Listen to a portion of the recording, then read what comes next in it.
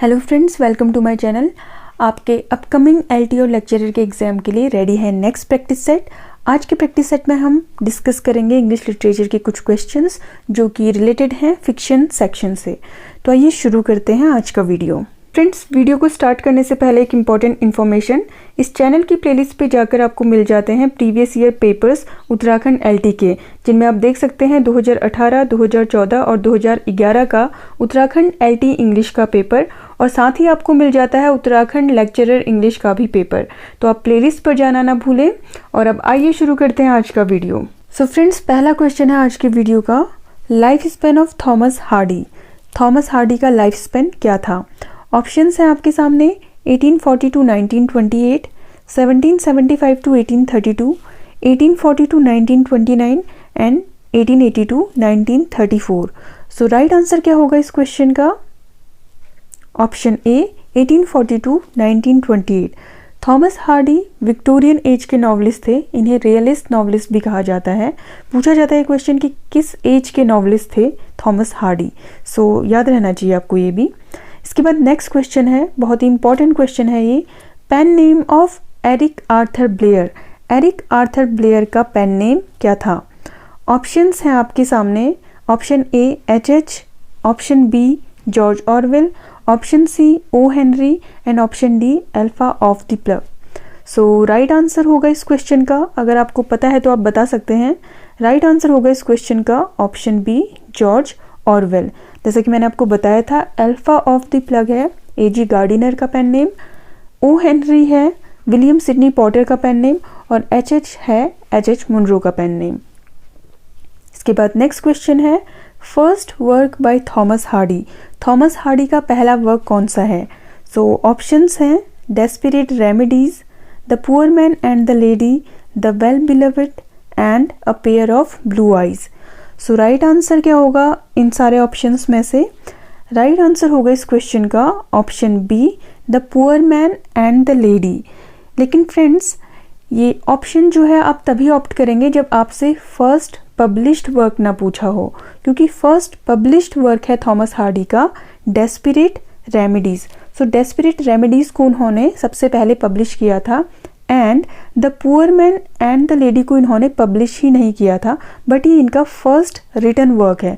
अगर first work Thomas Hardy का पूछा जाता है और ऑप्शंस में the poor man and the lady भी है, तो ये ऑप्शन राइट ऑप्शन होगा। अदरवाइज अगर ये ऑप्शंस में नहीं है और डेस्परेट रेमेडीज ऑप्शन में है, तो डेस्परेट रेमेडीज राइट होगा। बट अगर ये आपसे पूछते हैं कि फर्स्ट पब्लिश्ड वर्क कौन सा है थॉमस हार्डी का, तो अगर दोनों ऑप्शंस भी अगर होते हैं ऑप्शन में, तो आपने डेस्परेट रेमेडीज करना है, ये आप याद रखेंगे।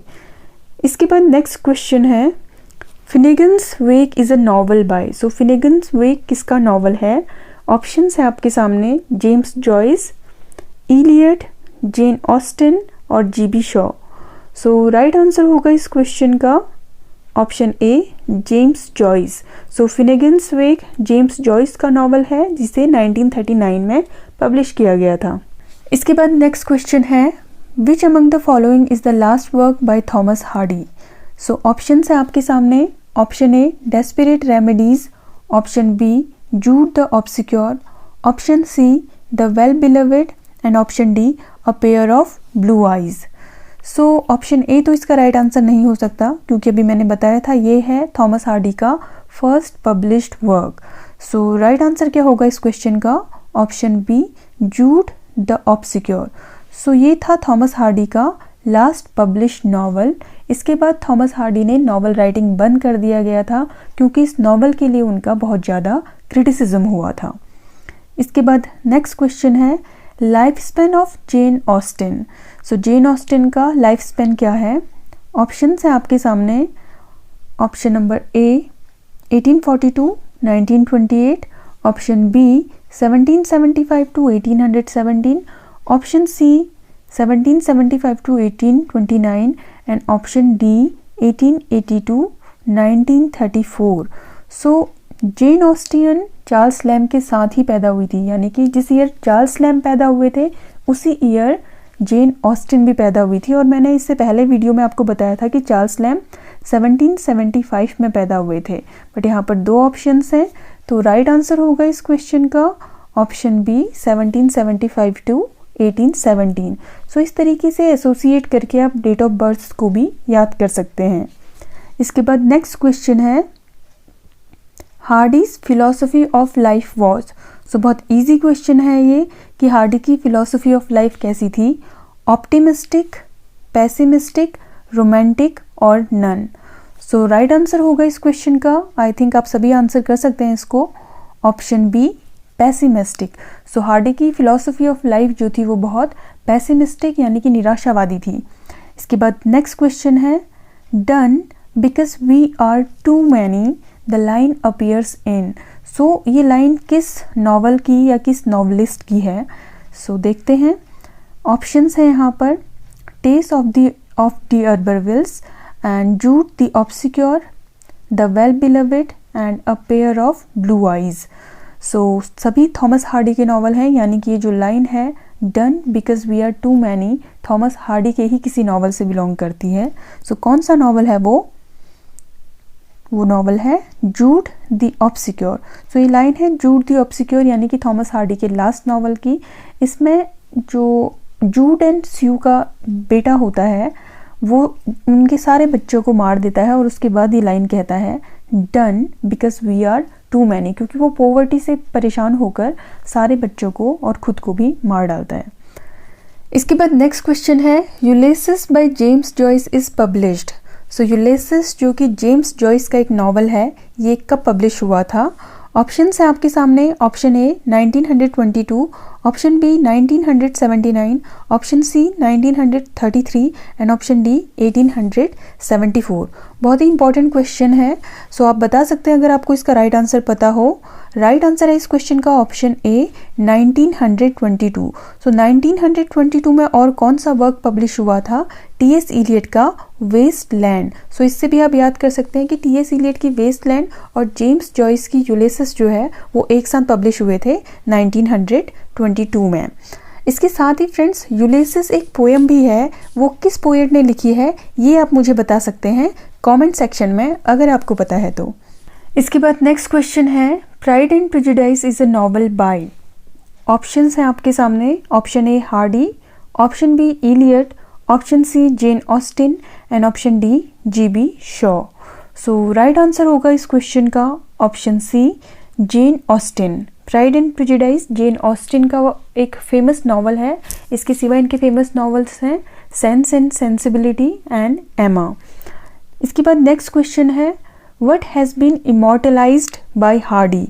हार्डी ने किस चीज़ को इमॉर्टलाइज्ड कर दिया? सो ऑप्शन है आपके सामने, option A Wessex, option B Waverley, option C the Lake District and option D Lancashire region. So right answer होगा इस क्वेश्चन का option A Wessex. So Thomas Hardy को एक वेसेक्स नॉवलिस्ट कहा जाता है, जिस तरीके से आर.के. नारायण को मालगुडी राइटर कहा जाता है, क्योंकि इन्होंने वेसेक्स रीजन को फेमस किया था जिस तरीके से आर.के. नारायण ने मालगुडी रीजन को फेमस किया था। इसके बाद नेक्स्ट क्वेश्चन है a passage to India is a work by. So a passage to India ये किसका वर्क है? बहुत बार पूछा गया है ये क्वेश्चन भी। ऑप्शन है आपके सामने, option A E.M. Forster, option B George Eliot, option C Jane Austen and option D G B. Shaw. So right answer होगा इस क्वेश्चन का, अगर आपको पता है तो आप बता सकते हैं। राइट ऑप्शन है इस क्वेश्चन का option A E.M. Forster. So passage to India बहुत ही इंपॉर्टेंट वर्क है और इसे पब्लिश किया गया था 1924 में। ये क्वेश्चन भी पूछा जाता है कि अ पैसेज टू इंडिया को कब पब्लिश किया गया था। सो याद रखेंगे 1924 में इसे पब्लिश किया गया था। इसके बाद नेक्स्ट क्वेश्चन है subtitle of the novel mayor of the कास्टरब्रिज is. So mayor of the कास्टरब्रिज Thomas Hardy का एक नॉवल है, इसका सबटाइटल क्या है? ऑप्शंस हैं आपके सामने, option A a man of character, the story of a man of character, the story of a man of mean character, the story of a hero. So इन सभी ऑप्शंस में से कौन सा ऑप्शन राइट है? Option B the story of a man of character. इसके बाद next question है Mill on the Floss 1860 is a novel by. So Mill on the Floss किसका नॉवल था? ऑप्शंस हैं आपके सामने, option A Hardy, option B George Eliot, option C Jane Austen and option D GB Shaw. So Mill on the Floss एक work है George Eliot का। So George Eliot भी Victorian writer थी और जॉर्ज इलियट पेन नेम है Mary Ann Evans का। इसके बाद नेक्स्ट क्वेश्चन है E.M. Forster was born on. So E.M. Forster कब पैदा हुए थे? ऑप्शन ए है 1871, ऑप्शन बी है 1879, ऑप्शन सी है 1873 एंड ऑप्शन डी है 1874। सो राइट आंसर होगा इन सब में से ऑप्शन बी 1879। सो E.M. फ्रॉस्टर जो हैं वो 1879 में पैदा हुए थे। इसके बाद नेक्स्ट क्वेश्चन है, एक कोटेशन है, happiness is but an occasional episode in the journal drama of pain who said. So ये स्टेटमेंट किस राइटर का है? ऑप्शन ए है हार्डी, ऑप्शन बी है इलियट, ऑप्शन सी है यीट्स एंड ऑप्शन डी है जीबी शॉ। सो इन सभी में से ये स्टेटमेंट किस राइटर का होगा? ऑप्शन ए थॉमस हार्डी का। सो ये एक पेसिमिस्ट स्टेटमेंट है और थॉमस हार्डी एक पेसिमिस्ट थे और इन्होंने ये स्टेटमेंट किस नॉवल में कहा था? ये स्टेटमेंट है मेयर ऑफ कास्टर ब्रिज का। इसके बाद नेक्स्ट क्वेश्चन है, God is in his heaven and all is wrong with the world who said. So ये स्टेटमेंट किसका है? ऑप्शंस हैं आपके सामने, option A Hardy, option B Eliot, option C Yeats and option D GB Shaw. So right answer होगा इस question का option A Hardy. सो ये एक पेसिमिस्ट स्टेटमेंट है और इसी के जैसा एक और स्टेटमेंट भी है जो कि एक ऑप्टिमिस्ट स्टेटमेंट है।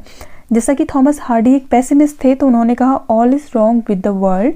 सो इसका जो ऑप्टिमिस्ट स्टेटमेंट है वो कहा है रॉबर्ट ब्राउनिंग ने पीपा पासिस में, that God is in his heaven and all is right with the world. So इसी के जवाब में थॉमस हार्डी ने कहा God is in his heaven and all is wrong with the world. इसके बाद नेक्स्ट क्वेश्चन है, the character sorrow appears in. तो इनमें से किन नॉवेल्स में ये करेक्टर सॉरो अपीयर करता है? ऑप्शन ए है Tess of the Urbervilles, option B है Jude the obscure, option C है the well beloved, option D है a pair of blue eyes. So right answer होगा इस क्वेश्चन का option A Tess of the Urbervilles. इसके बाद next question है, the famous tragedy of the queen of Cornwall and the dynast is. सो ये दोनों क्या हैं? ऑप्शंस हैं आपके सामने, drama, novel, one act play and drama and closet drama. So right answer होगा इस क्वेश्चन का option D drama and closet drama.